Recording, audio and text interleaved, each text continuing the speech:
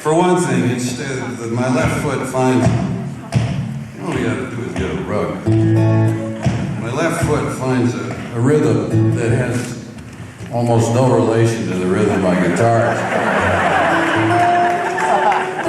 The problem with that is that even if you have no rhythm, you can't help but notice that it's gone. So I spent a little bit of time getting this in shape. By the time I got my foot straightened out, my guitar is all out of whack. Which of course is hopefully what you're paying attention to. Ignore my foot, by the way.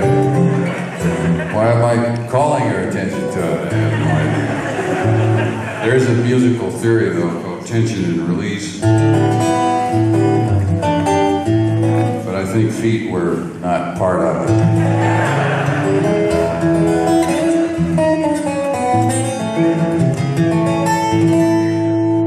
I'd like to play another new piece here that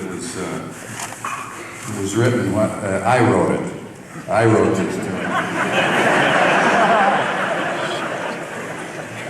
That's what I wrote this piece for my father, who is retired now and living a sort of life in Florida. I say a sort of life because what a lot of us would consider an active retirement, he considers sleep. It's a talent that he's had since childhood, actually, and one that, if he could have turned it into dollar bills, would have made him a fortune. He's very capable of this.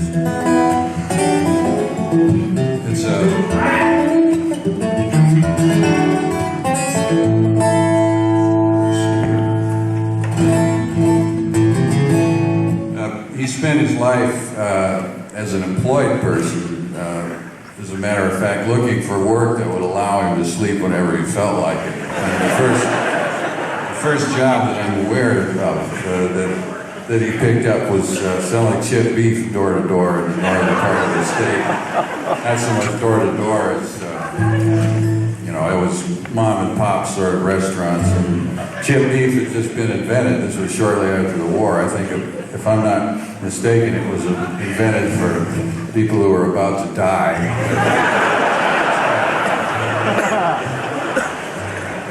Offered some relief for them, I guess.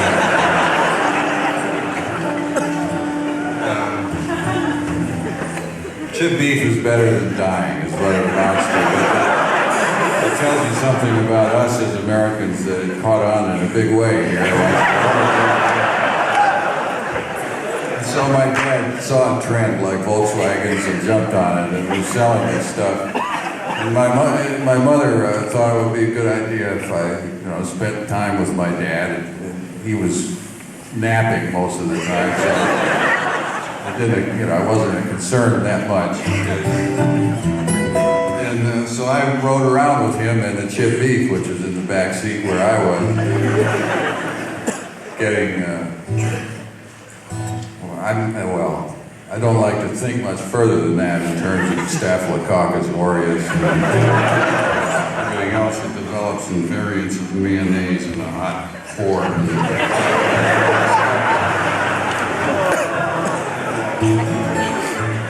Are you blind yet, down there?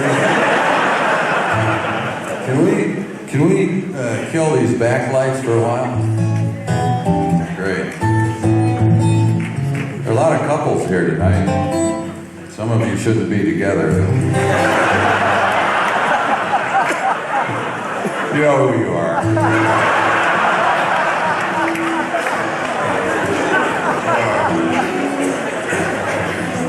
I try to endear myself to the audience.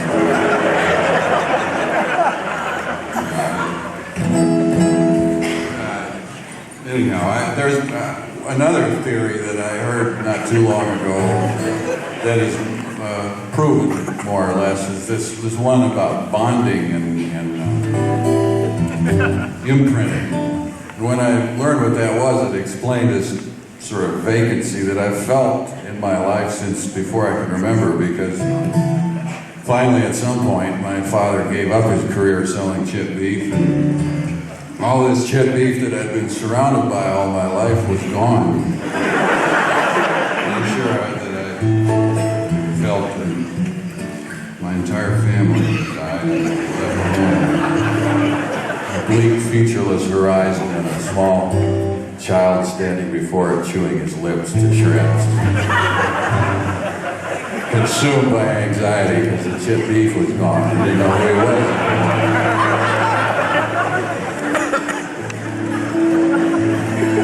Plus, as I mentioned, my dad sleeps, so he can sleep anywhere. My mother had seen him fall asleep standing up on a city bus, so I'm sure he fell asleep at least a couple times while I was in the back with the chip beef and wearing the cracker fruit.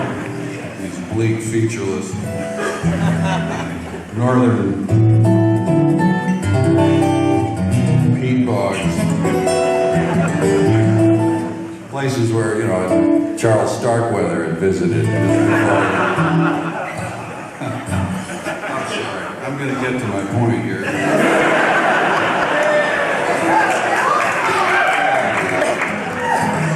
You had a suspicion there was one, but you were beginning to lose hope, right?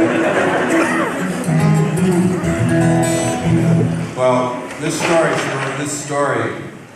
tune surrounds the story that he authored himself late on a Sunday afternoon when, well into retirement, he decided to take a nap, which is quite a decision for a guy with his talent to make, and went into the bedroom, took off his clothes, crawled into bed, took off his shoes, crawled into bed, took off his clothes.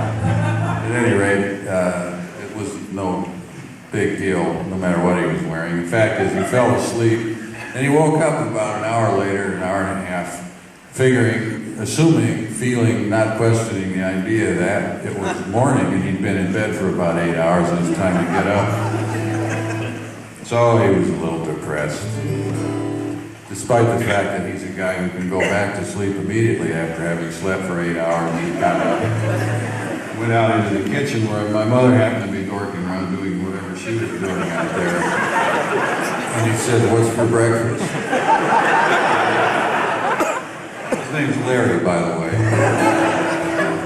And she said, "How about some eggs?" Because he's as artful with non sequitur as he is with sleep, and she's used to that kind of stuff. She made the eggs, and they sat down, and he started to eat.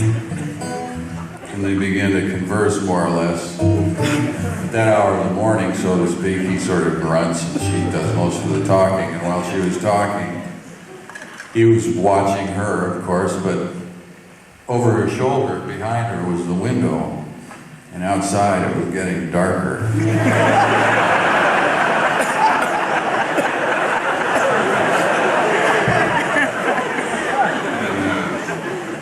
He decided that the world was coming to an end.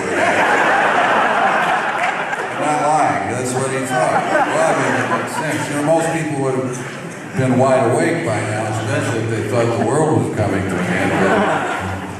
But it didn't faze him, and what I love about this, the central feature of this whole event was he decided not to tell his wife.